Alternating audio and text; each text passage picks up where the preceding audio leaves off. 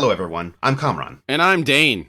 Welcome to the Malazan Brotherhood podcast. Today, we will be discussing Book 2, Chapter 9, Part 1 of House of Chains, a novel in the Malazan Book of the Fallen. This podcast series is intended to be a companion to reading or listening to the books set in the Malazan universe. It is not a book review, and it is not a replacement to reading the books. Kamraun here will tell you that this is the best fantasy story ever written. I would never give him the satisfaction of admitting that I think the same thing, but privately, I have admitted to him that this is the best fantasy story ever written. I just can't bring myself to admit it publicly. I will not commit to this just to give him the satisfaction. So I'm taking this opportunity to come out and let everybody know how I actually feel about this. Thank you for that. We will be covering the events of the books in a linear fashion. There will be spoilers for those who have not read the books. But due to the fact that I like to overly edit people and remove as much of their commentary to save room for my own, because I love the sound of my own voice, that will likely not be a problem for today. That being said, we will try not to spoil anything prior to us covering that portion of the respective book. You know, I'm really glad that you are finally admitting to your heavy hand with editing, because I'm feeling really stifled, and my creative energy is being minimized by this behavior of yours. True. Well, you know, what can I say? Did you recently read Extreme Ownership or something? Because, I mean, I feel like you've turned a new leaf today. It's one of my favorite books. I do love Extreme Ownership. Did you reread it recently, though? Because it feels have. like you needed to remind yourself. I did need to remind myself. Jocko really lit a fire underneath me, so I'm full of piss and vinegar. That's good, because sometimes you need somebody to light a fire under you. I've noticed this in our 20-year history together, that you get off the rails sometimes, and I gotta slap you around a little bit and remind you of what reality is. That's right. Today's episode contains descriptions of violence, and thus is not suitable for children. Our show is listener-supported. If you would like to support us, we would really appreciate that. You can do so by visiting our Patreon link on our website at horsefrogproductions.com. Currently, we are posting ad-free episodes on Patreon weekly. Also, we'd really like to hear from you. Send any feedback or comments to contact@horsefrogproductions.com. All right, everybody's probably thoroughly confused about what's going on here. We're releasing this the day after April Fool's. We thought it'd be fun to just switch roles for a minute. Have a little goof. Hopefully that was enlightening to you about our inner workings and how we actually feel about each other, or maybe ourselves in the process. Yeah, a little peek behind the curtain, maybe. April Fools. All right, we have some comments from some of our listeners that we'd like to address today. All right. Several episodes ago, we were discussing what options the people that have joined the Malazan military have from an occupation perspective. And I had guessed that a lot of people don't have a lot of options, so they choose to enter the military because that's somewhere they can go to be employed and get paid and have food. We got a comment from Holda. He has said that he imagines 80% of the economy is agriculture at the tech level of the Malazan Empire. In the civilized heart of the empire, the recruits are poached from the farmers' ranks, or it's an adventurous youth that would join the military. And I think that's a really good point, because I had been looking at this from the perspective of people that are in the population centers. Right. I say that we have seen the Bargas tribes, we have seen the Revi, but I guess those are on Genebakis where it hasn't been conquered yet. In the Malazan Empire, we've seen those tribal people in the military as well. But A couple from the SETI and stuff, too. I hadn't considered the agriculture aspect and how much farmland it would take without industrial tools to generate food for this empire. That's a good point, because I hadn't considered it either. I'm always thinking of it peopled from the main cities, not from outside, and I guess that does make a lot of sense. I guess if you think about it in our own military, lots of people from Oklahoma, Nebraska, whatever, the middle of the country, the Rust Belt, where it's not as... I'm not thinking of LA and New York City and stuff like that. So it makes sense that they would come from more rural areas. So similar in this world, too. Thanks, Holda. Appreciate that. Thank you, Holda. All right, we got another comment from Jeff S. I was surprised by Cuddle and how he spoke with Tavora in the episode where they use the cussers to knock everybody down. Right. He's telling her, "Lass, just get back," you know? Right. He's kind of popping off to her a little bit. Jeff says that sappers are naturally smart, creative, and overconfident, and they view rigid rules and formal titles as obstacles to their problem-solving nature. And the effective leaders in the Malazan Empire would need to consciously allow some behavioral leeway to preserve the outside-the-box thinking required for their tasks. Yeah. Enforcing them to fit into a mold would result in them losing their edge. The top-tier commanders like Whiskey Jack, Dujek, and Coltane would likely prioritize results and tactical advantages over personal ego and the appearance of disrespect coming from the sappers. And Cuddle may have been intentionally swinging for the fences to test the boundaries of what Tavora is allowing because she's an unknown at this point. I thought that was an interesting take because while I see that perspective, I wonder at the chain of command and how that plays into this, because there is a expectation of respect in the military, and depending on the fist that you encounter, if this had been a Pormqual or a Corbolo Dom, for example, I don't think Cuddle would be popping off to them or talking down to them. He might, but he might not last that long. True, I guess. It really surprised me that he was willing to go that far. That being said, I also recognize that he just got out of jail and he's pissed off because of what happened after the Chain of Dogs. Yeah. When he has a leader like Pormqual that caused all of that army that was in Aaron to get crucified, you could see how he just doesn't care anymore. He's jaded and he may have lost a bit of his filter as well. I can agree with that. I do like Jeff's point about sappers in general having to be more creative and think outside of the box. And, mentioning like that heavies and Marines in general need to keep for a more rigid line to be able to hold formation and stuff like that. But the sappers kind of being the shock troopers and all that, as you've said, I think Jeff mentioned it too, that they need to be that type of soldier that is really good at problem solving. And I can see them definitely not falling into the same kind of mold as the general soldier. So I think that's a good point. I like it. Yeah.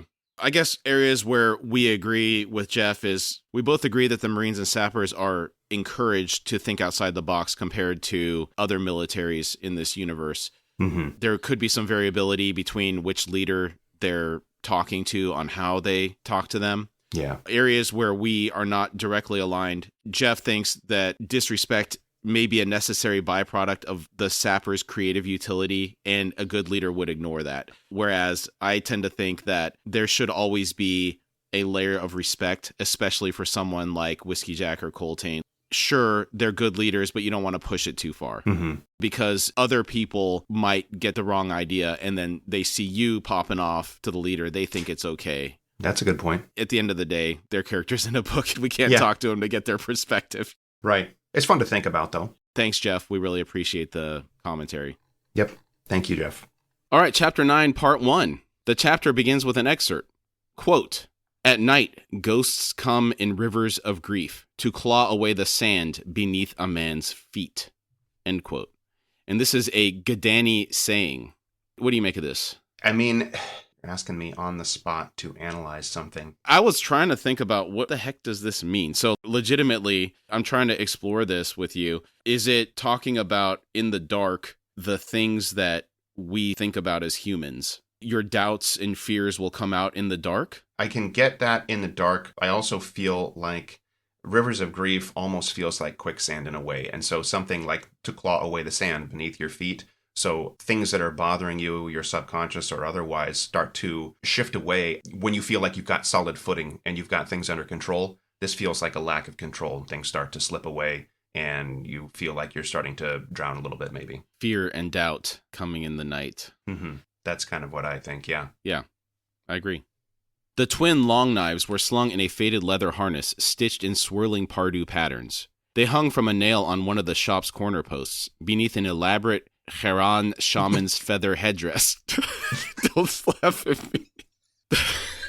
The long table fronting the canopied stall was crowded with ornate obsidian objects looted from some tomb, each one newly blessed in the name of gods, spirits, or demons. On the left side, behind the table and flanking the toothless proprietor who sat cross-legged on a high stool, was a tall screened cabinet. Can I ask you a quick question? Yes. Say that word again. Haran. Oh, okay. What's the problem? Well, no problem. I'm curious. This feels like blood magic or something. Like, with your pronunciation, you've got a feel for it. I would put all of my emphasis on the K and less on the part of it. That's interesting. This may be just my upbringing, but in Farsi, so the language they speak in Iran, there's a sound, and this is how, when you translate to English, you would spell it. It would be KH when it's translated to English. That letter, which we don't have an equivalent letter. Right. So I don't know if it's accurate, but this is a Middle Eastern, North African region type thing, the Seven Cities area. So when I read this, I'm putting that stank on it. I don't know if that's the way he intended it or what. I like it. I'm just curious. Because I think of something similar, like I work with a lot of Russian-speaking people, and various letters that go together in their language do not go together in English. So, like, I can think of, like, Здравствуйте, and it's like ZD together. In English, that does not exist. So it can be really challenging to put those sounds right next to each other. But anyway, I digress. Okay. On this intro paragraph here, I thought it was an interesting detail that each of these obsidian artifacts are newly sanctified, and sometimes even to demons. Do you think that ups the value over an object that is less interesting? I think if you're peddling your wares and you can put any kind of little extra emphasis on there, whether it's demon or otherwise, I think that's got to increase the value. There's no other way around it. It's been enchanted. Exactly. Yeah, it's a +1 demon slaying weapon or something. Exactly. The burly, dark-skinned customer stood examining the obsidian weapons for some time before a slight flip of his right hand signaled an interest to the hawker. Jabbing a gnarled finger at various stone blades in confusing succession, the old man squealed, "The breath of demons! And these, kissed by mail! See how the waters have smoothed them? I have more." The customer rumbled, "What lies in the cabinet?" The merchant said, "Ah, you've a sharp eye. Are you a reader, perchance? Could you smell the chaos, then? Decks, my wise friend, decks! And oh, haven't they awakened? Yes, all anew, all is in flux." The customer said, "The deck of dragons is always in flux." The merchant said, "Ah, but a new house. Oh, I see you're surprised at that, friend. A new house, vast power, 'tis said. Tremors to the very roots of the world." The man facing him scowled and said, "Another new house, is it then? Some local imposter cult, no doubt." But the old man was shaking his head, eyes darting past his lone customer, suspiciously scanning the market crowd, paltry as it was. He then leaned forward and said, "I do not deal in those, friend. Oh, I am as loyal to Drajna as the next, make no claims otherwise. But the deck permits no bias, does it? Oh no, balanced, wise eyes and mind is necessary. Indeed. Now, why does the new house ring with truth? Let me tell you, friend. First, a new unaligned card, a card denoting that a master now commands the deck. An arbiter, yes? And then, spreading out like a runway stubble fire, the new house. Sanctioned? Undecided. But not rejected out of hand. Oh no, not rejected. And the readers, the patterns. The house will be sanctioned. Not one reader doubts that. The customer asked, "And what is the name of this house? What throne? Who claims to rule it?" The merchant replied, "The House of Chains, my friend. To your other questions, there is not but confusion in answer. Ascendants vie, but I will tell you this. The throne where the king shall sit, the throne, my friend, is cracked." The man asked, "You are saying this house belongs to the chained one?" The merchant said, "Aye, the crippled god." Quick reminder, Calor was recruited to be the king of the House of Chains, and he accepted. What do you think it means that the throne is cracked? That's interesting. I haven't really thought about why it would be cracked, apart from Calor's history. Stop me if I'm revealing things too soon, but like with Calor destroying Jakuruku, was that what it was? Yeah. Or do we know that at this point? Yes. Okay. That maybe it has some reference to him and what he's done, like kind of breaking his own realm.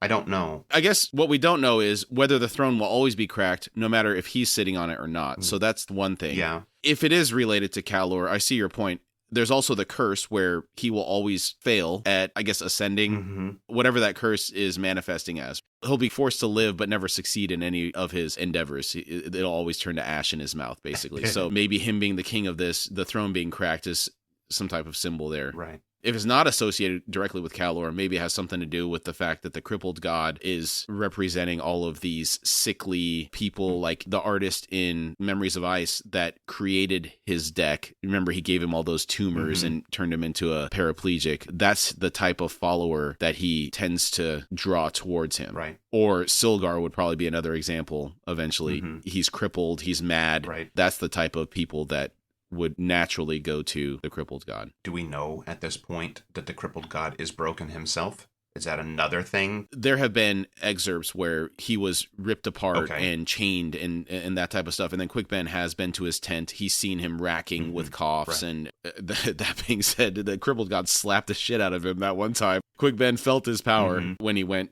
to visit him. Yeah. He was in the tent with him, right? He was, yeah. And that seems to be the place where he has most of his power is Mhm. within that tent. And aside from that, it's like an insidious seeping into everything else, it feels like. Yeah. Okay. So maybe there's a few things that could represent potentially. Mm-hmm. Okay. I'd be curious to see if anybody else has some thoughts on that. Yeah, historically, this is the stuff that I'm really bad at, the symbolism of things. So yeah, I am curious if anybody else has any different theories or confirmations about why the throne would be cracked. Yeah. His expression thoughtful, the man murmured, "The others must be assailing it fiercely." The merchant said, "You would think, but not so. Indeed, it is they who are assailed. Do you wish to see the new cards?" The man replied, "I may return later and do that very thing, but first let me see those poor knives on that post." The old merchant spun on his seat, reached up and collected the brace of weapons. He grinned, blue-veined tongue darting between red gums. He exclaimed, "Poor knives? Aye! Not poor, oh no! Last owned by a Pardu ghost slayer."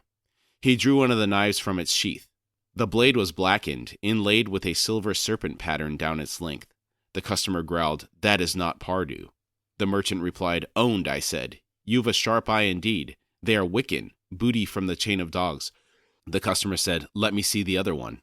The old man unsheathed the second blade.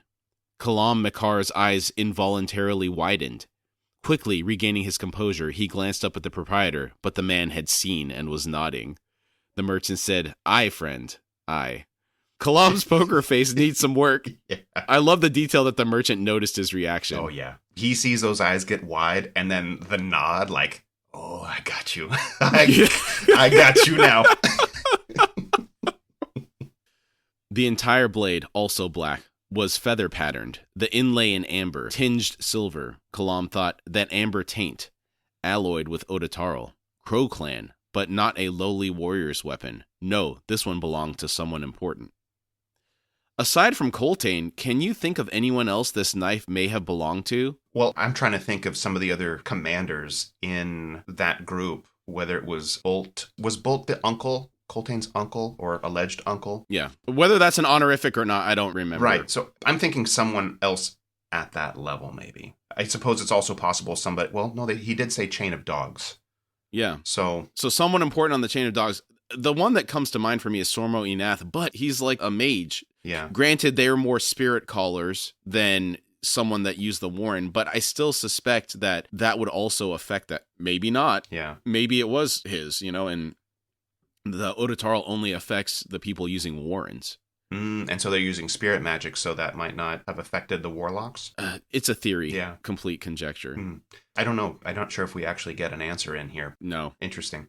Also, that Pardu ghost hunter must not have had this very long, because it hasn't been that long since the Chain of Dogs concluded. Yeah, that's true. I don't even know if this is a similar timeline. I think we supposed, like from meeting back up with Tavora and Fiddler/Strings and everything, I think we determined maybe a couple of months. Yeah, that's what I'm thinking. Yeah, he acquired this pretty quickly. Mm-hmm. The old man resheathed the crow knife and tapped the other one with a finger as he said, "Invested this one." How to challenge the Odotarl? Simple. Elder magic. Kalam said, "Elder. Wiccan sorcery is not elder." The merchant said, "Oh, but this now-dead Wiccan warrior had a friend. See here, take the knife in your hand. Squint at this mark. There, at the base. See the serpent's tail coils around it." The long knife was startlingly heavy in Kalam's hand. The finger ridges in the grip were overlarge, but the Wiccan had compensated for this with thicker leather straps. The stamp impressed into the metal in the center of the looped tail was intricate, almost beyond belief, given the size of the hand that must have inscribed it. Kalam thought, Fen. Thelomen Toblakai. The Wiccan had a friend indeed, and worse, I know that mark. I know precisely who invested this weapon. Gods below, what strange cycles am I striding into here? There was no point in bartering. Too much had been revealed. Kalam sighed and said, "Name your price." That line earlier about my most cherished pieces from the merchant, and it's like, of course they are. Now that he sees that there's interest, of course they've got to be my most prized possessions. This whole interaction is fantastic. Yeah. Do you wish to haggle with the merchant? Kalam said no. He knows he's screwed with this one. He certainly is. I suspect that they might be his most prized things. I do like Kalam's method of trying to diminish the value of these. He's like, "What? Tell me about those crappy knives over there." Yeah. This whole interaction and the cultural norms of the methods people use to try to undermine and get a better deal is really interesting to me. I love it. Yeah. The old man's grin broadened. He said, "As you can imagine, a cherished set, my most valuable prize." Kalam said, "At least until the dead crow warrior's son comes to collect it, though I doubt he will be interested in paying you in gold. I will inherit that vengeful hunter, so rein in your greed and name the price." The merchant replied, 1,200. The assassin set a small pouch on the table and watched the proprietor loosen the strings and peer inside. After a moment, the old man said, "There is a darkness to these diamonds." Kalam said, "It is the shadow that makes them so valuable, and you know it." The merchant said, I do indeed. Half of what is within will suffice." Kalam said, "An honest hawker." The merchant said, "A rarity, yes. These days, loyalty pays." Kalam watched the old man count out the diamonds and said, "The loss of imperial trade has been painful, it seems." The merchant said, "Very, but the situation here in Gadanispan is doubly so, friend." So a little context on their location. Gadanispan lies to the southwest of Erlatan, and Raraku lies northwest of Gadanispan. So they're kind of below and in the middle of those two locations. Okay. Separately, I wonder, when the merchant says 1,200 for these, and then Kalam plops down this pouch, and it's just diamonds, decides to take half. He's doing a real-time conversion rate. That's what... Jakata to shadow diamond how does he know how conversion rate. Yeah, that's what I was... He pulled up xe.com and pulled in the one Jakata to Shadow Realm diamond. Okay. Thank you. That clarifies it for me. Kalam asked, "And why is that?" The merchant replied, "Why? Everyone is at Beridus, of course, the siege." Kalam asked, "Beridus? The old mountain fortress? Who is holed up there?" The merchant said, "Malazans. They retreated from their strongholds in Erlatan, here in Panpotson, were chased all the way into the hills. Oh, nothing so grand as the chain of dogs, but a few hundred made it." Kalam asked, "And they're still holding out?" The merchant said, "Aye. Beridus is like that, alas. Still, not much longer, I wager. Now, I am done, friend. Hide that pouch well, and may the gods ever walk in your shadow." Kalam struggled to keep the grin from his face as he collected the weapons. He said, "And with you, sir." Then he thought, "And so they will, friend. Far closer than you might want." He walked a short distance down the market street, then paused to adjust the clasps of the weapon harness. The previous owner had not Kalam's bulk. Then again, few did. When he was done, he slipped into the harness, then drew his Talaba's overcloak around once more. The heavier weapon jutted from under his left arm. Kalam continued on through Gadanispan's mostly empty streets. 2 long knives, both Wiccan. The same owner? Unknown. They were complementary in one sense, true, yet the difference in weight would challenge anyone who sought to fight using both at the same time. In a Fenn's hand, the heavier weapon would be little more than a dirk. The design was clearly Wiccan, meaning the investment had been a favor, or in payment. Kalam wondered, can I think of a Wiccan who might have earned that? Well, Coltane, but he carried a single long knife, unpatterned. Now, if only I knew more about that damned Thelamin Toblakai. And I thought that was interesting. So if it's not Coltane, then who? Mm-hmm. And we talked about this a little bit. The ones that come to mind, obviously, are Bolt or Sormo and Nath. And it's hard to imagine him wielding a Orotarl knife, so it's weird. Yeah, it is weird. I guess an unanswered mystery at this point. I thought it was also kind of cool how Kalam knows what Coltane would wield. Yeah, I guess that's another fun little tidbit of him paying close attention to people. Those small details, I guess, that you would not really notice. You're in an army, everybody's got a sword or some kind of weapon at their side. Mm-hmm. But to pay that much attention to Coltane and to know exactly what it was that he had is interesting. Yeah. I thought it was also interesting that he knows exactly who that investment was done by. I thought that's another cool little detail that he would know that as well. Of course, the high mage named Bellerdan Skullcrusher was dead. Kalam thought, cycles indeed. And now this House of Chains, the damned crippled god. You damned fool, Cotillion. You were there at the last chaining, weren't you? You should have stuck a knife in the bastard right there and then. Now, I wonder, was Bellerdan there as well? Oh, damn. I forgot to ask what happened to that Pardu Ghost Slayer. Yeah, I wonder why they ditched the knives if they're so valuable. Maybe True. A gambling debt or something? Or maybe they died? Mm-hmm. Yeah, hard to say.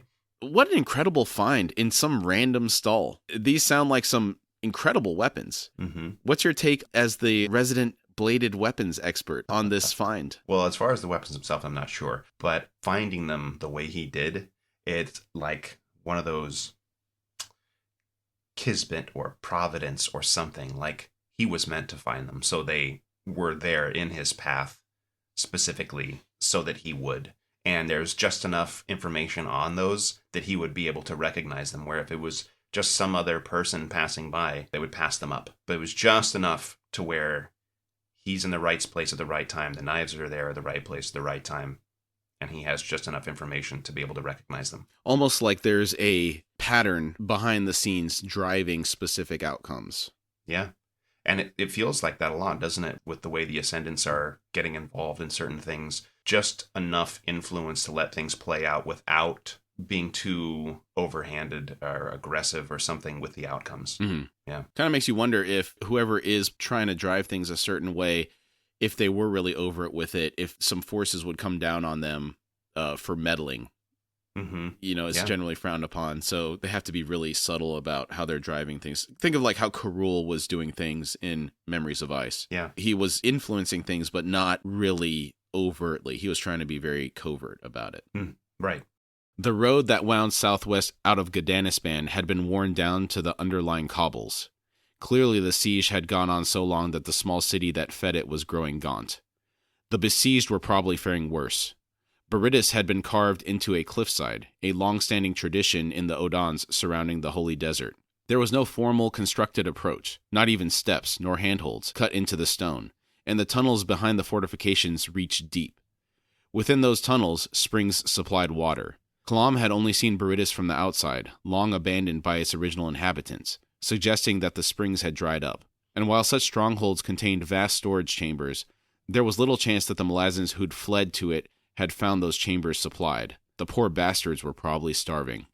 This is a strange coincidence, but I just read about Masada, which is a site in Israel where they had a last stand against the invading Roman army during the First Jewish-Roman War. It's a mountaintop fortress with multiple levels carved into the cliffs.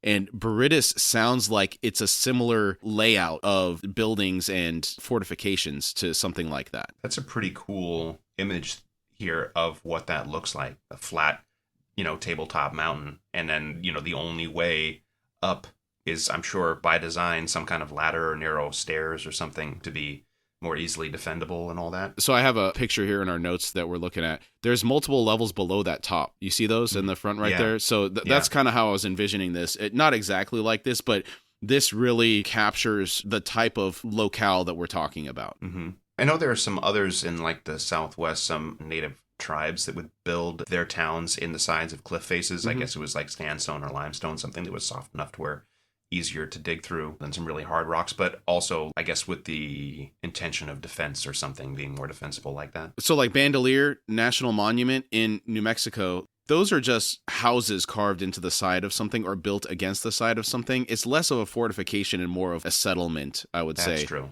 This type of stuff, it's almost like Crusader era fortifications where they had the castles built on top of the mountains and stuff like that in the Middle East regions. This almost seems like a remnant of that to me. Okay. What does come to mind is Petra, also in Jordan, but that's not really a fortification. It is carved into the side of a mountain. So in my mind, I had always envisioned it kind of like a hybrid of Petra / something like Masada, where it's a castle, but also carved into the mountainside. Okay. Yeah. Very cool looking. Kalam walked the road in the gathering dusk. He saw no one else on the track and suspected that the supply trains would not set out from Gadanispan until the fall of night, to spare their draft animals the heat. Already the road had begun its climb, twisting onto the sides of the hills. The assassin had left his horse with Cotillion in the Shadow Realm. For the tasks ahead, stealth, not speed, would prove his greatest challenge. Besides, Ruraku was hard on horses. Most of the outlying sources of water would have been long since fouled, in anticipation of the adjunct's army. He knew of a few secret ones, however, which would of necessity been kept untainted. This land, Kalam realized, was in itself a land under siege, and the enemy had yet to arrive. Shaikh had drawn the whirlwind close, a tactic that suggested to the assassin a certain element of fear, unless, of course, Shaikh was deliberately playing against expectations. Perhaps she simply sought to draw Tavora into a trap, into Ruraku, where her power was strongest, where her forces knew the land whilst the enemy did not. Kalam thought, but there's at least one man in Tavora's army who knows Raraku, and he damn well better speak up when the time comes. This is something I'd overlooked the first time, but I think it's Fiddler, isn't it? Because he remembered Fiddler re-enlisted? Yes, that's exactly what I was thinking. Okay. Because I was trying to think, is there somebody else? But he's the only one that I can think of specifically. Yeah, I mean, we know the bridge burners were forged going across Raraku, and he's the one that comes to mind, and the one that Kalam would know about. I don't think he knows of anybody else in Tavora's army at this point. Okay. Night had arrived, stars glittering overhead. Kalam pressed on. Burdened beneath a pack heavy with food and water skins, he continued to sweat as the air chilled. Reaching the summit of yet another hill, he discerned the glow of the besiegers' camp beneath the ragged horizon's silhouette. From the cliffside itself, there was no light at all. He continued on. It was mid-morning before he arrived at the camp. Tents, wagons, stone-ringed fire pits, arrayed haphazardly in a rough semicircle before the rearing cliff face with its smoke-blackened fortress. Heaps of rubbish surrounded the area, latrine pits overflowing and reeking in the heat. As he made his way down the track, Kalam studied the situation. He judged that there were about 500 besiegers, many of them, given their uniforms, originally part of Malazan garrisons, but of local blood. There had been no assault in some time. Makeshift wooden towers waited off to one side. I'm curious about the reasons for this. Originally part of the Malazan army, are they just deserters, or is this more closely related to the blood ties of Seven Cities versus Malazans, and maybe the recent Whirlwind Uprising? It could be that they were never loyal to the Empire, or maybe that they're simply opportunists and only care about being on the winning side. Yeah, okay. That's a good point. I hadn't thought of that. Yeah, because, I mean, when a populace is taken over, I imagine there's splits just like in any country of the people want it one way, other people want it another way. But at the end of the day, if you want to continue living your life, you have to just make the best with what you have, unless you're willing to die for trying to change it. True. Yeah, the loyalty is a good point. Loyal to myself before any empire. Loyal to survival. Yeah. He had been spotted, but no challenge was raised, nor was much interest accorded him as he reached the camp's edge. Just another fighter come to kill Malazans, carrying his own food, ensuring he would not burden anyone else, and therefore welcome. As the hawker and Gadanis man had suggested, the patience of the attackers had ended. Preparations were underway for a final push. Probably not this day, but the next. The scaffolds had been left untended for too long, ropes had dried out, wood had split. Work crews had begun the repairs, but without haste, moving slowly in the enervating heat. There was an air of dissolution to the camp that even anticipation could not hide. That's interesting that they're working in the day. You would think that they would sleep during the day, or at least rest during the day, and work at night when it's not hot. Mm-hmm. So that suggests to me like a lack of, well, I don't know, they're locals. It just seems weird to me that they'd be working in the day, you know? Yeah. Well, that's everything that we hear, right, of people who live for a long time in the desert regions, is conserving energy during the day and traveling at night. Yeah. Interesting. I wonder if it's also the whole situation is just kind of breaking people down a little bit. And so now they've kind of like, whatever, I'll just do it, but slow. I'm not going to work hard at night. I'm not going to work hard during the day, maybe. Maybe, yeah. Maybe they're not going to work hard at all. Yeah. That's possible. Kalam thought, the fires have cooled here. Now they're only planning an assault so they can get this over with, so they can go home. The assassin noted a small group of soldiers near the center of the half-ring where it seemed the orders were coming from. One man in particular, accoutred in the armor of a Malazan lieutenant, stood with hands on hips and was busy haranguing a half-dozen sappers. The workman wandered off a moment before Kalam arrived, desultorily making for the towers. The lieutenant noticed him. Dark eyes narrowed beneath the rim of the helm. There was a crest on that skull cap. Ashok Regiment. Kalam thought, stationed in Genebaris a few years past, then sent back to Erlatan, I think. Hood rot the bastards. I'd have thought they would have stayed loyal. Ashok Regiment. This was the same regiment that was in Silver Lake that helped capture Karsa, isn't it? It is. Okay. I also wonder if it's anyone we know. Mm-hmm. They were upset that they thought the Empress didn't trust them, those ones that we saw. So it seems, in some ways, she was right to suspect them. I had forgotten they said that. That's right. Okay. You remember that's what Torvald Nam was saying. Oh, you said, what about the Empress? That's right. That was that conversation. He was playing it up like, maybe I am a claw. That's right. With a hard grin, the lieutenant asked, come to see the last of them get their throats cut? Good. You've the look of an organized and experienced man, and Beru knows I've far too few of them here in this mob. Your name? Kalam replied, Ulfus. The lieutenant said, sounds Barghast. The assassin shrugged as he set down his pack. He said, "You're not the first to think that." The lieutenant said, "You will address me as sir. That's if you want to be part of this fight." Kalam said, "You're not the first to think that, sir." The lieutenant said, "I am Captain Iriz." Kalam thought to himself, "Captain, in a lieutenant's uniform. Felt unappreciated in the regiment, did you?" Then he asked, "When does the assault begin, sir?" Captain Iriz said, "Eager? Good. Tomorrow at dawn. There's only a handful left up there. It shouldn't take long once we reach the balcony entrance." Kalam looked up at the fortress. The balcony was little more than a projecting ledge, the doorway beyond narrower than a man's shoulders. Kalam muttered, "They only need a handful," then added, "Sir." Iriz scowled and asked, "You just walked in and you're already an expert?" Kalam replied, "Sorry, sir. Simply an observation." Iriz said, "Well, we've a mage just arrived. Says she can knock a hole where that door is, a big hole. Ah, here she comes now." The woman approaching was young, slight and pallid, and Malazan. 10 paces away, her steps faltered. Then she halted, light brown eyes fixing now on Kalam. She drawled, "Keep that weapon sheathed when you're near me. Iriz, get that bastard to stand well away from us." Iriz asked, "Sin, what's wrong with him?" Sin replied, "Wrong? Nothing, probably. But one of his knives is an orbital weapon." I can't remember if I've mentioned this before, but I do remember asking you, as I was reading through the first time, how can normal soldiers ever stand up to sorcery? And I guess this is another one of those ways, isn't it? Odotarl is a real equalizer when it comes to dealing with the mages. Even just a dagger or a sword in the area is enough to mess with them. Yeah, when I was thinking about this, you have 4 options. You have protection from other mages on your side, Odotarl, Maranth munitions, and a surprised range attack. For example, Sormo getting an arrow through the throat. Outside of that, I think you're in really big trouble. Yeah, okay. The sudden avarice in the captain's eyes as he studied Kalam sent a faint chill through the assassin. Iriz said, "Indeed. And where did you come by that, Ulfis?" Kalam said, "Took it from the Wiccan I killed on the chain of dogs." There was sudden silence. Faces turned to regard Kalam anew. Doubt flickered onto Iriz's face. He asked, "You were there?" Kalam replied, "Aye. What of it?" There were hand gestures all round, whispered prayers. The chill within Kalam grew suddenly colder. Kalam thought, "Gods, they're voicing blessings, but not on me. They're blessing the chain of dogs. What truly happened there for this to have been born?" Iriz demanded, "Why are you not with Shaik then? Why would Corbolo have let you leave?" Sin snapped, "Because Corbolo Dam is an idiot, and Camus Rello even worse. Personally, I am amazed he didn't lose half his army after the fall. What true soldier would stomach what happened there? Ulfis, is it? You deserted Corbolo's dog slayers, yes?" Kalam simply shrugged and said, "I went looking for a cleaner fight." Her laugh was shrill, and she spun in mocking pirouette in the dust. Sin said, "And you came here? Oh, you fool. That's so funny. It makes me want to scream. It's so funny." Kalam thought, her mind is broken. Then he replied, "I see nothing amusing in killing, though I find it odd that you are here, seemingly so eager to kill fellow Malazans." Sin's face darkened as she said, "My reasons are my own, Ulfis.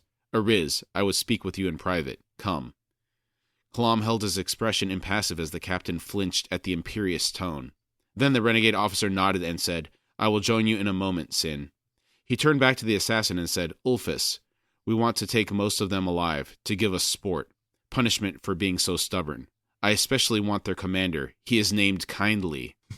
I audibly gasped, thinking, not Kindly being trapped in there. Maybe we will know some of the Marines in there if they survived. I would think likely, right? Anybody that we knew who was tied with Kindly, there might be at least one name, one or two that we recognize. Mm-hmm. Yeah. Kalam asked, "Do you know him, sir?" Iriz grinned, gestured at the fortress, and said, "I was 3rd Company in the Ashok. Kindly leads the 2nd, or what's left of it. This is a personal argument for me, and that is why I intend to win.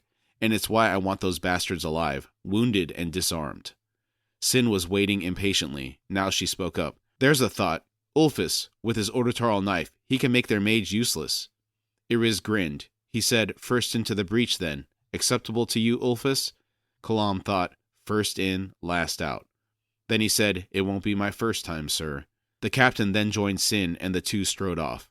Kalam stared after them. Then he thought, "Captain Kindly, never met you, sir, but for years you've been known as the meanest officer in the entire Malazan military. And now, it seems, the most stubborn, too.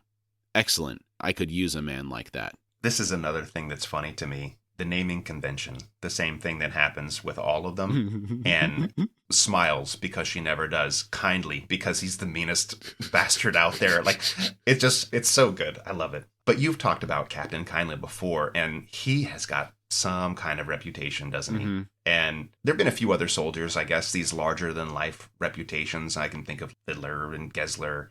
Just soldiers, but their names go far beyond just their own squads. Yeah, and Whiskey Jack, Quickman, Hedge, practically all the bridge burners that we've met so far. Yeah, true. Yeah, they kind of have legendary status. Right. This reputation of kindly, that's the type of leader that I like. Yeah. I like a straight shooter, follows the rules. I love the rules, as long as the rules make sense. That's the problem, is I have to agree with the rules. Yeah. You have a leader like Kindly, and he seems to be straightforward with the rules, no nonsense. His reputation precedes him as being one of the meanest around. But then when we didn't see Kindly and Torvald was on the wagon and he's kind of talking and spinning a yarn and the soldiers were kind of going along with it. And is he a claw? Is he not? Like, it's kind of funny how Torvald was still able to get to some of the soldiers, but I'm sure if he was talking to Kindly, he would not have bit. He wouldn't have taken that bait. Absolutely not. Because remember when Silgar showed up, there was a bit of a shakedown happening until Kindly was in the yard and he's like, all right, fun time's over. And, and then the soldiers quickly changed the story and corroborated each other's stories so that it was painted a certain way. Yeah, good stuff. He found an empty tent to stow his gear. Empty because a latrine pit had clawed away the near side of its sand-crusted wall and was now soaking the ground beneath the floor's single rug along the back. Kalam placed his bag beside the front flap, then stretched out close to it, shutting his mind and senses away from the stench. In moments, he was asleep. Do you think you could ever be that tired? Sleeping a few feet away from an open latrine pit? Yes, I have been that tired. But with him, I suspect he's using his discipline to block out his senses. Think back to when he was able to reach into his body and stop the bleeding mentally. True. Okay. And so he has a lot higher control over his bodies, and I think it's all like a discipline training-based thing. Now, from a personal experience, there have been times when I've had the flu where literally I'm sleeping on the floor in the bathroom because I can't get back to my bed because I have to keep running back to the bathroom. I've been in situations where you really don't care. You feel so bad that you're just like, I don't care what I'm sleeping or where I'm sleeping, but I'm just dead to the world. Yeah. You don't want to risk getting sick somewhere in your room, so you're just like, fuck, I'll sleep in the bathroom. You know? So I guess situations dictate, and there's got to be a level of control, like you said, soldiers that can sleep anywhere, sleep through anything. Because I'm thinking of when I went on a trip with my wife and we drove through Yellowstone, and I'd been through Yellowstone many times, but as an adult, they have open pit bathrooms in certain areas, and there was a line, but we had to go. And you go in, and it's a cone over a pit of open raw sewage. The smell was unbelievable. It still, it lingers in my memory. It was so bad. Wow. And I have, to a degree, envisioning Kalam trying to lay next to that. And it's got to be a hell of a feat. We have a tendency to get used to smells. Like, do you think if you had to be in it for long enough that you would be desensitized to it to some degree, to where it's not as shocking as the first whiff you get? Definitely. Living in the New York City area and smells like a sewage pit? Talking to people who had lived here a long time on Staten Island, there was the garbage dump that was there. And you drove by it on one of the main highways. Everybody who had to drive past it was like, roll the windows up, hold your breath. But it's so big, and driving past it was so putrid. It was covered up by the time I moved here, so I didn't experience it. But to talk to the sanitation workers who worked there at the dump, they were like, it's not so bad. You get used to it. It's not. It's nothing. But for everybody else, you're like gagging one step away from throwing up in your car. The smell was so horrific. It reminds me, when I was going to technical school, some of the people were going to go work on garbage trucks. And you can imagine what that would be like, because when they're driving through your neighborhood, the smell of it's so bad. And they were saying you have pressure washers and steam cleaners, so by the time you're working on it, it's not going to be that bad. But in reality, it's always going to have a funk to it. That was a path I could have taken once I was living out here, to go from the dealerships to go into sanitation and be a mechanic on the sanitation trucks. And I did not take it specifically for that reason. And some other people were think about the garbage juice that might be dripping down on you as you're trying to do Maggots something underneath. Growing on it. Horrible stuff. And later, I actually worked with somebody who was a mechanic, and he was like, you should be glad that you didn't, because it's not all working in a shop and having a lift and all that. He's like, a lot of times you're just going to where the truck is. It's parked on the street. Yes. You're laying in a puddle. Yes. And trying to do some work. It's full of garbage. Horrible. That happened in my neighborhood the other day. I was on a walk and I saw there was one that had broken down and the mechanic was there actively working on the hydraulic system under the truck. And that hasn't been washed or pressure cleaned. Mm-hmm. It's full of garbage. Yep. That's the reality of it, Gross. He awoke to darkness. The camp beyond was silent. Slipping out from his talaba, the assassin rose into a crouch and began winding straps around his loose-fitting clothes. When he was done, he drew on fingerless leather gloves, then wound a black cloth around his head until only his eyes remained uncovered. He edged outside. A few smoldering fire pits, 2 tents within sight still glowing with lamplight. 3 guards sitting in a makeshift picket facing the fortress, about 20 paces distant. Kalam set out, silently skirting the latrine pit and approaching the skeletal scaffolding of the siege towers. They had posted no guard there. He moved closer as he thought to himself, Iriz was probably a bad lieutenant, and now he's an even worse captain.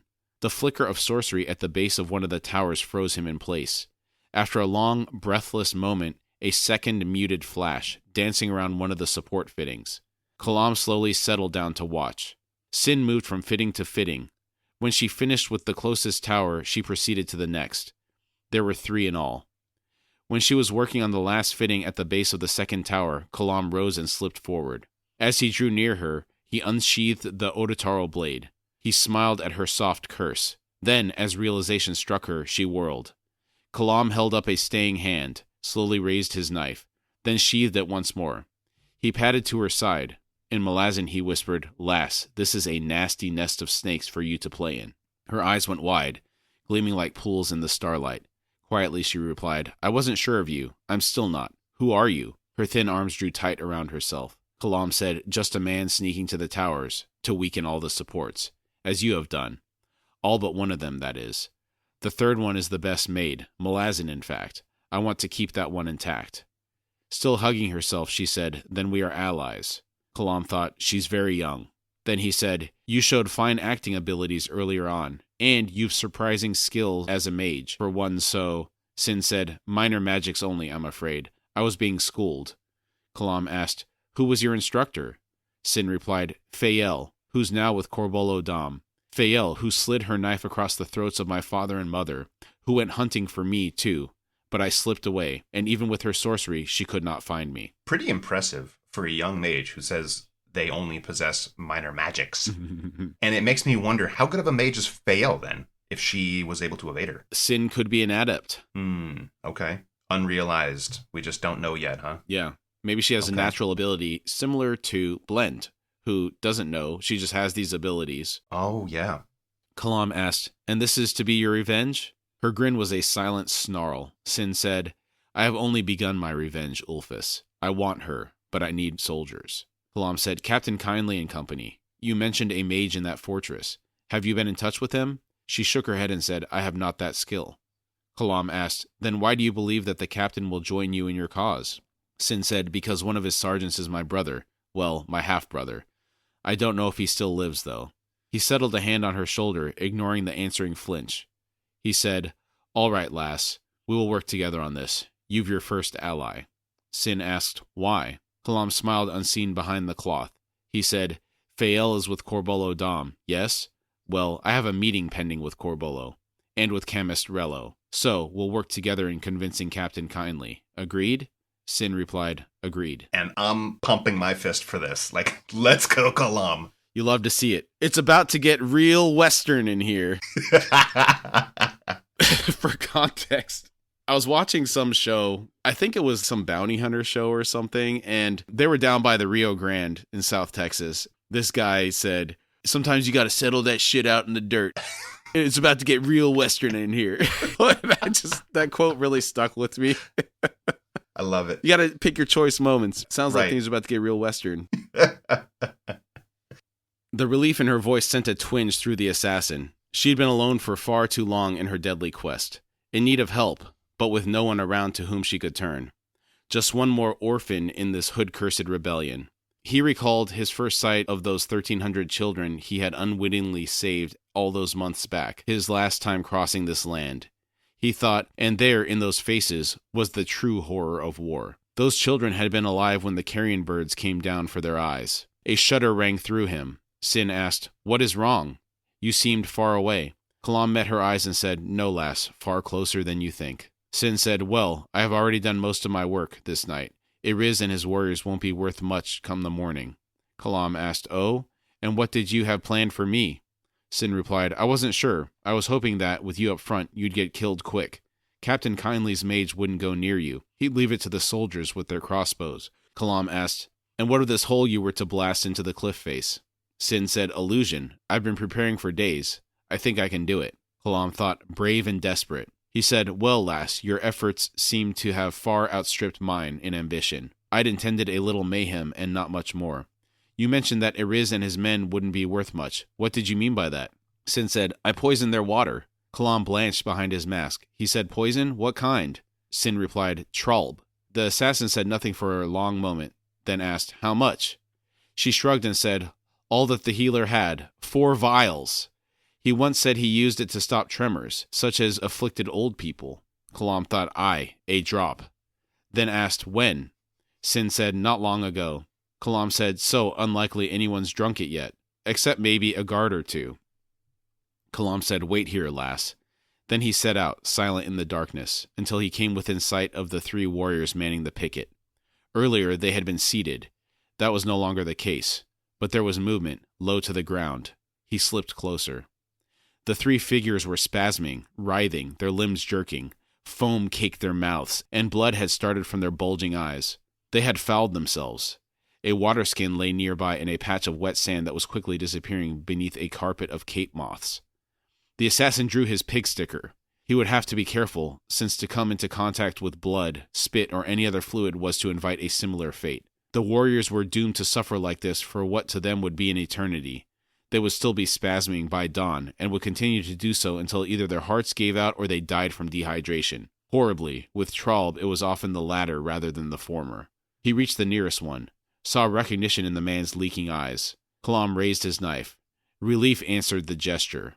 The assassin drove the narrow-bladed weapon down into the guard's left eye, angled upward.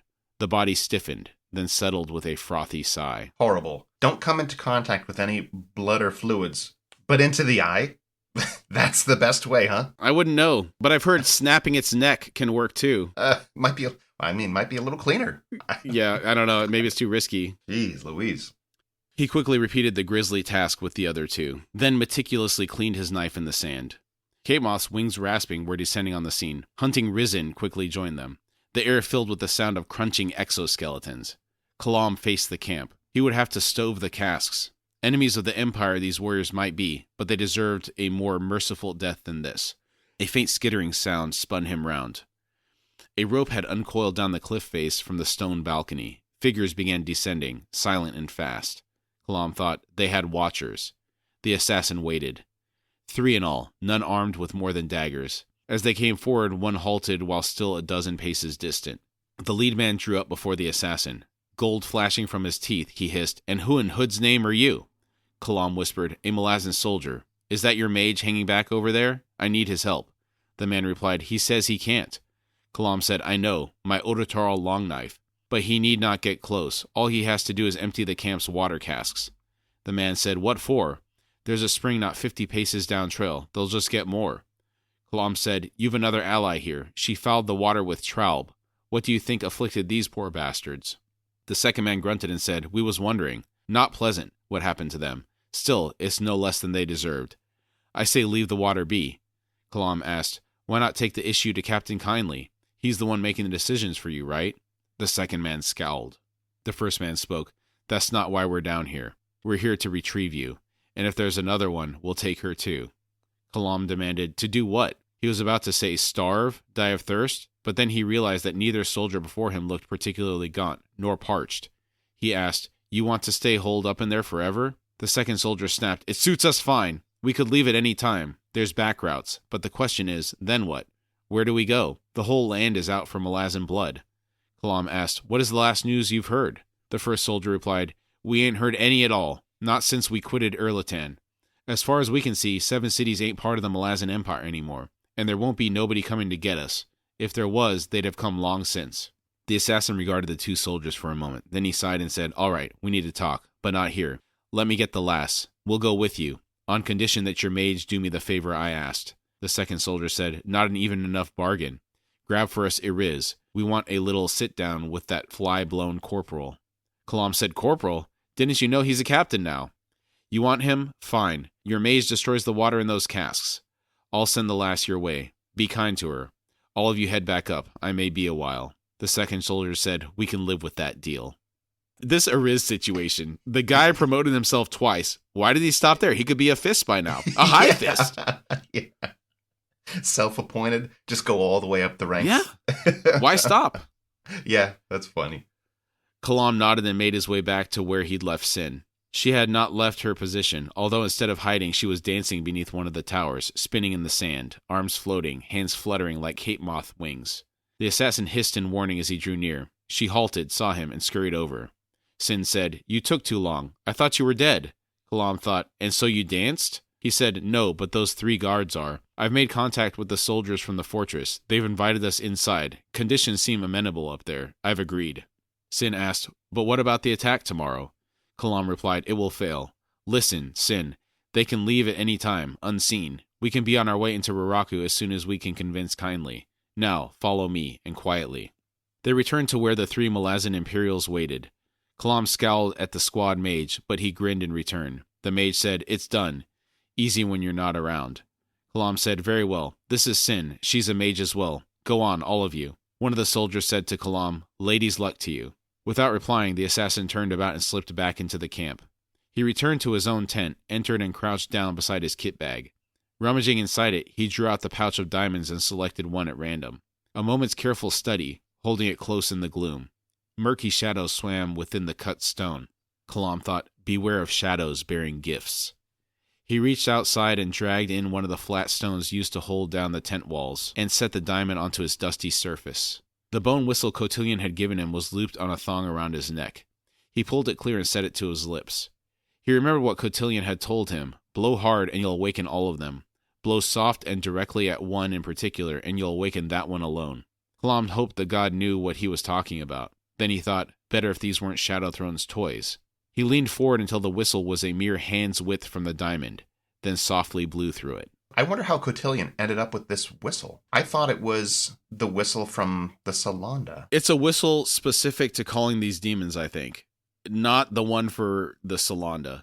Either Okay. Gesler still has it or Tavora confiscated it along with the ship. Okay. I don't know why I just thought there's only one magic whistle, and it was the same. Well, I mean, it's a bone whistle. They're both bone whistles. I could see how that would be the case. But to me, this is tied to these shadow diamonds. So I think it's a completely separate enchantment on this versus the one that they're using to control those bodies on the Salanda. All right. I guess that makes sense, yeah. Maybe it's just easy to make whistles out of bone. They don't have reeds or something.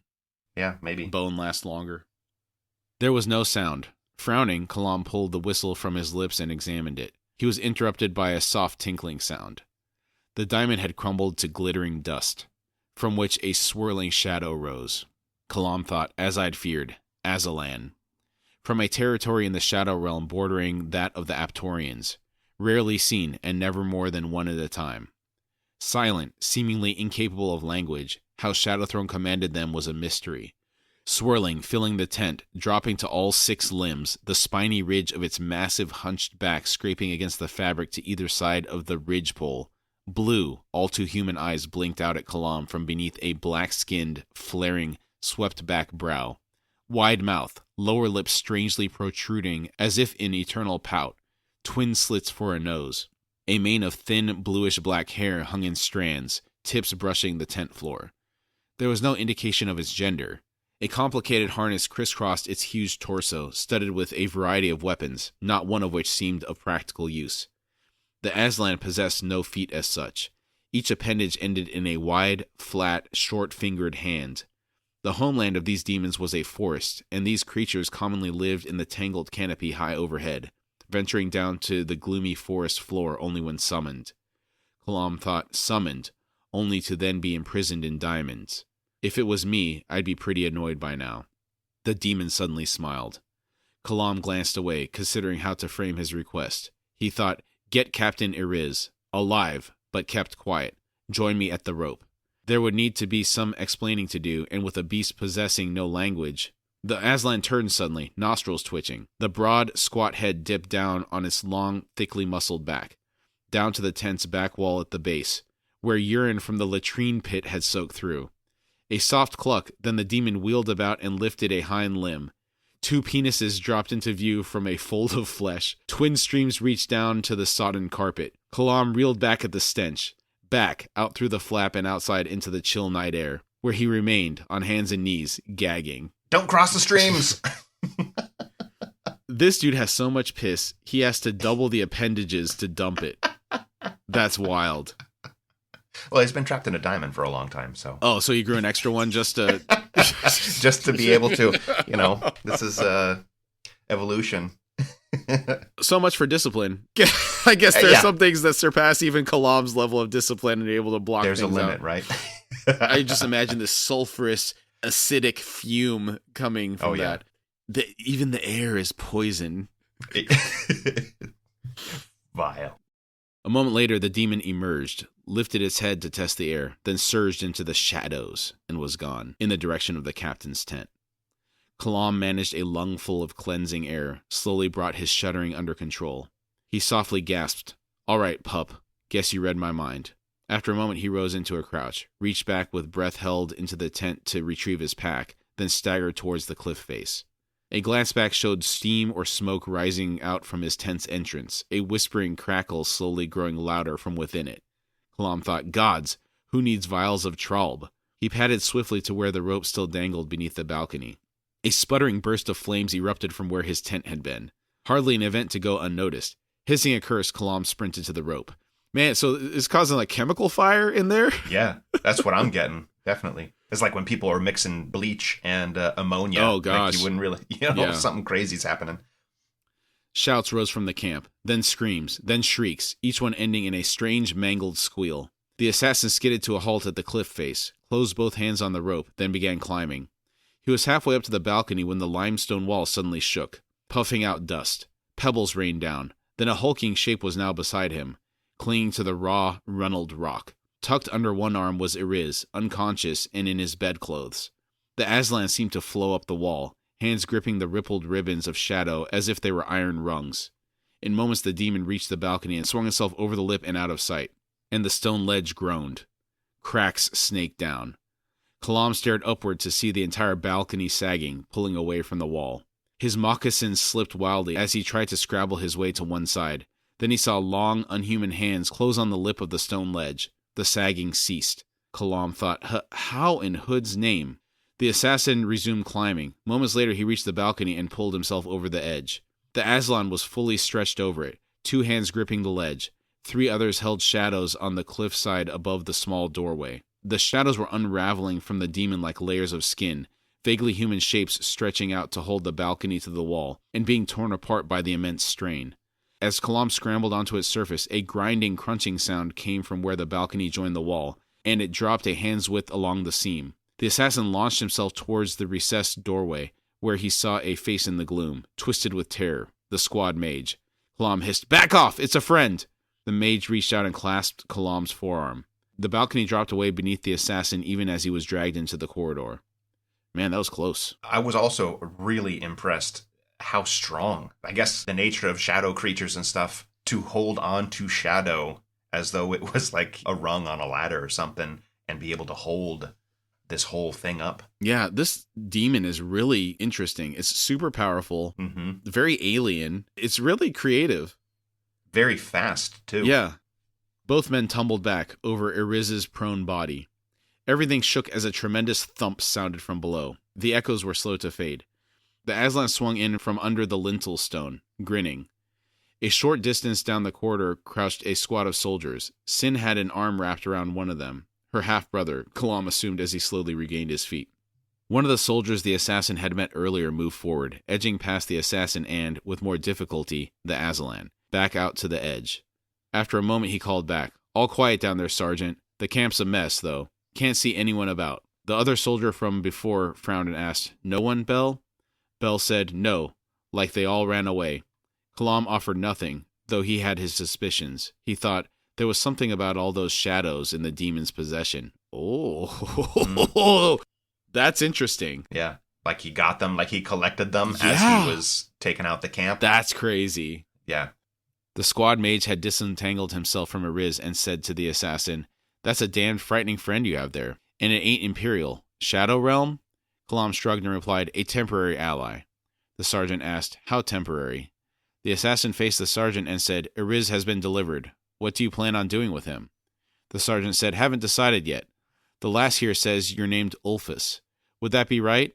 A Genebacan Bargas name? Wasn't there a war chief by that name? Killed at Black Dog. Wow. Good memory to remember some seemingly random war chief somewhere.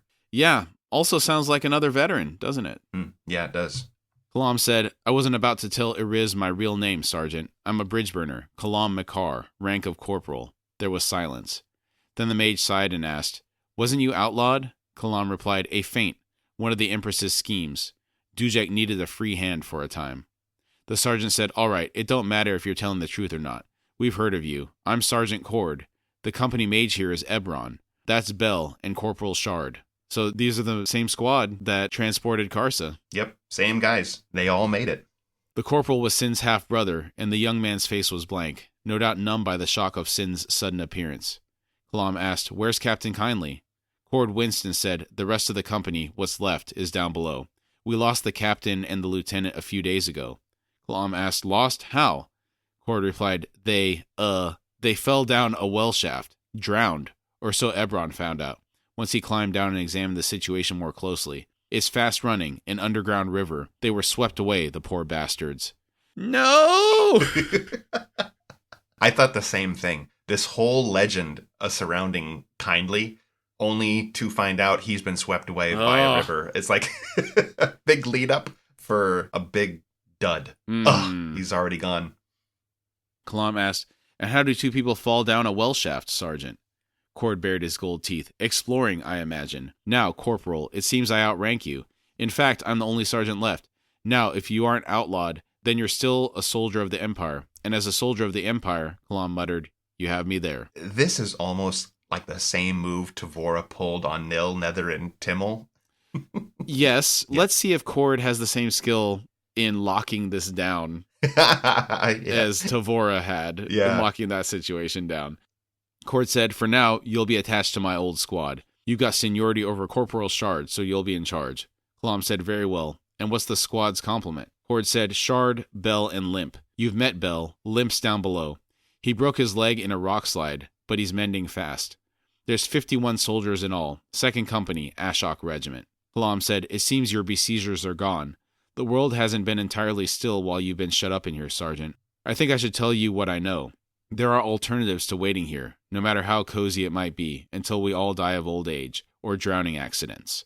Cord said, Aye, Corporal. You'll make your report, and if I want to ask for advice on what to do next, you'll be first in line.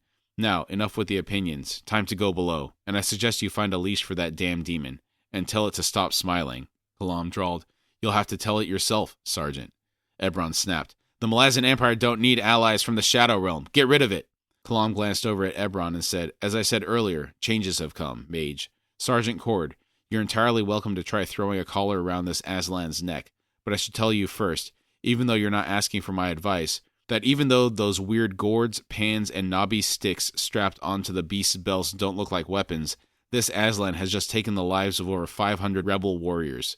And how long did that take? Maybe 50 heartbeats. Does it do what I ask? Now that's a question worth pondering, don't you think? Cord studied Kalam for a long moment, then asked, Are you threatening me? In a low voice, Kalam replied, Having worked alone for some time, Sergeant, my skin's grown thin. I'll take your squad. I'll even follow your orders, unless they happen to be idiotic. If you have a problem with all this, take it up with my own sergeant next time you see him. That'd be Whiskey Jack. Apart from the Empress herself, he's the only man I answer to. You want to make use of me? Fine. My services are available to you. For a time. Ebron muttered, He's on some secret mission for the Empress, is my guess. He's probably back in the Claw. That's where he started, after all, isn't it? Cord looked thoughtful, then he shrugged and turned away. He said, "This is making my head ache. Let's get below." Kalam watched the sergeant push between the clump of soldiers crowding the corridor.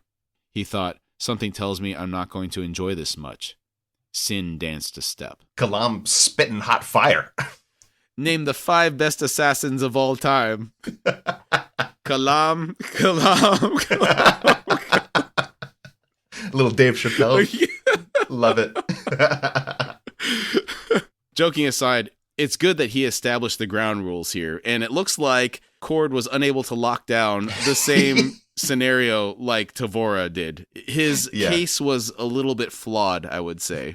Yeah, I feel like it's because Kalam has access to just way more information, and he's on a quest from a god.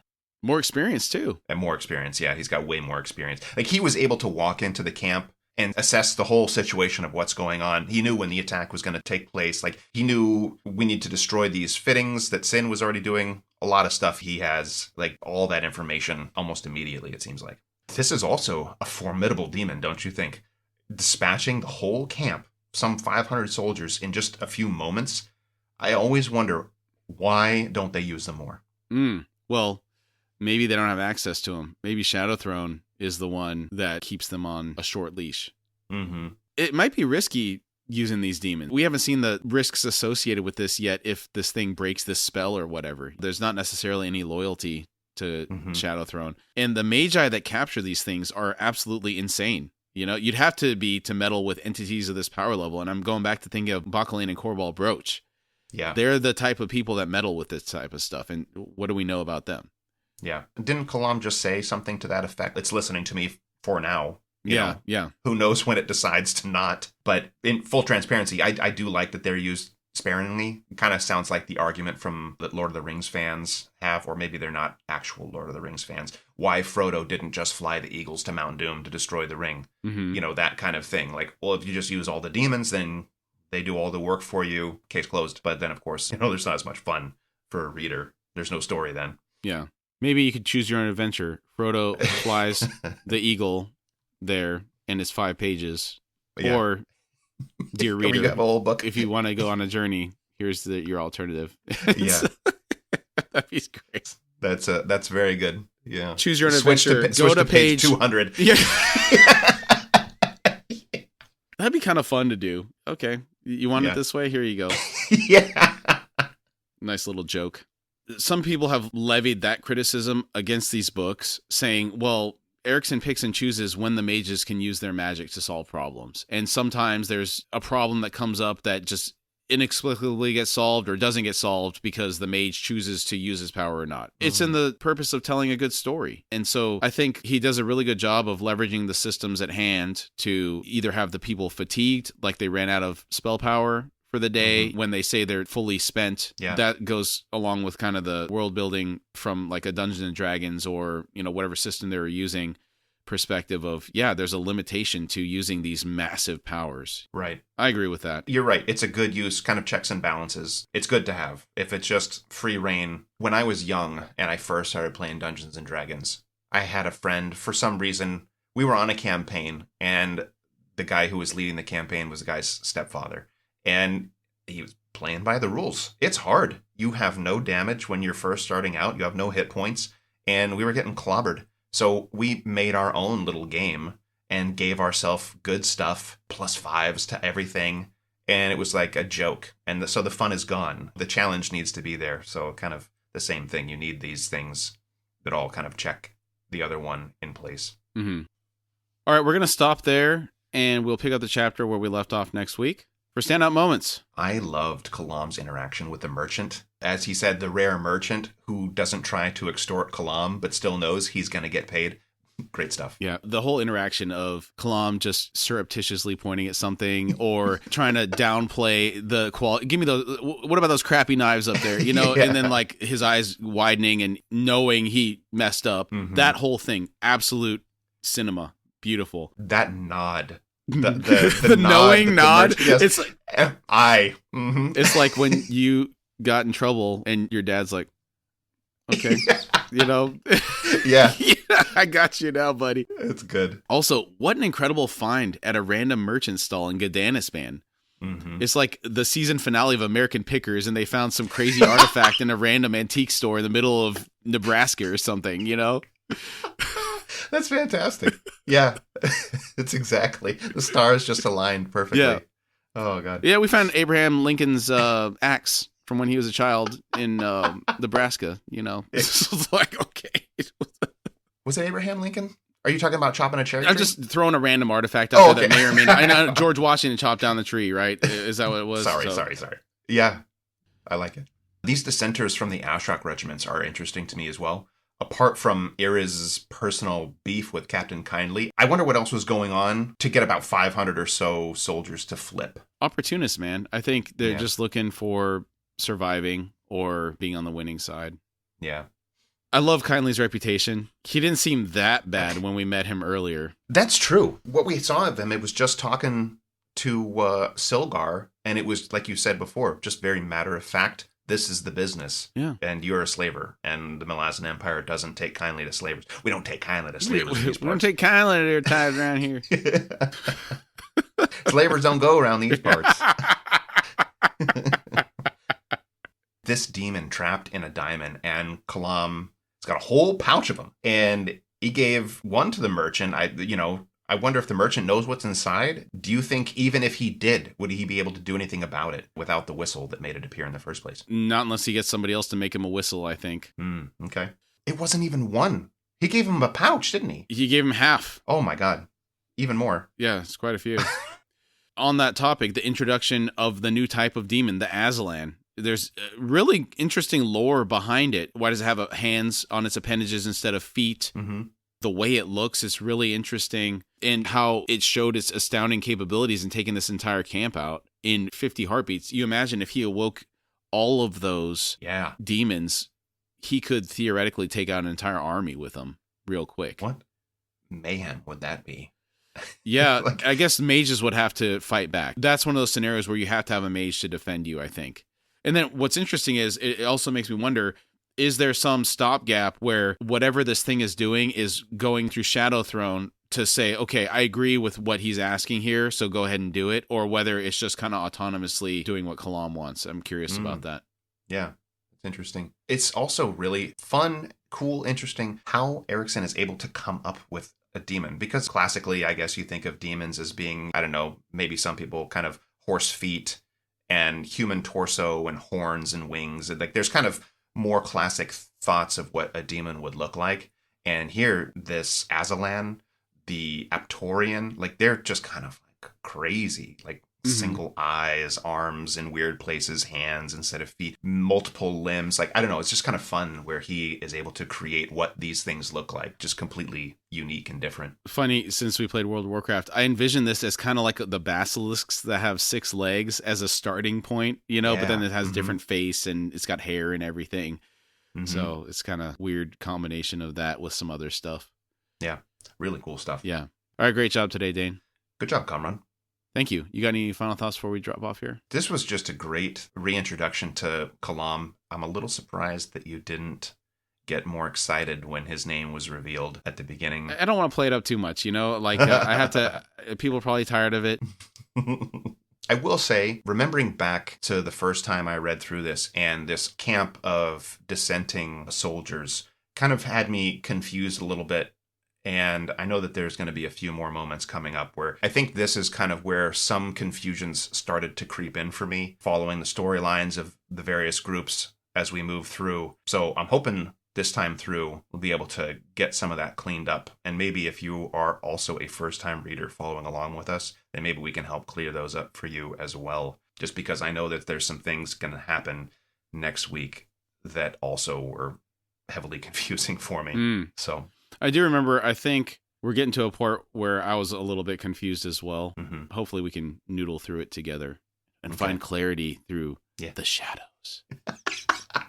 Good stuff. All right, thanks everybody. We'll see you next week. We'll see you next week.